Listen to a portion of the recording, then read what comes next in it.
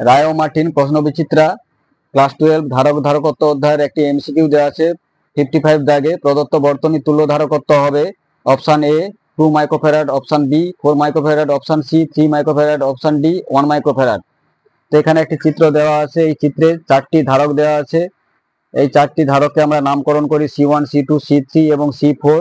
C1 6 microfarad, C2 6 microfarad এবং C3 6 microfarad এবং C4 2 microfarad দেওয়া আছে এবং ধারকগুলি আবার একটি উৎস 6 ভোল্টের সঙ্গে যুক্ত আছে। এখানে চিত্র থেকে আমরা পরিষ্কার দেখতে পাচ্ছি যে C1, C2, C3 এরা শ্রেণী সমবায় আছে। এই শ্রেণী সমবায়ের তুল্য ধারকত্ব যদি C5 হয় তাহলে আমরা লিখতে পারি 1/C5 is equal two 1/C1 plus 1/C2 plus 1/C3। C1, C2, C3 এর পরিবর্তে 6 বসিয়ে পাই 1/C5 ইজিক্যাল টু 3/6 সমান হাফ, অর্থাৎ C5 ইজিক্যাল টু হবে 2 মাইক্রোফ্যারাড।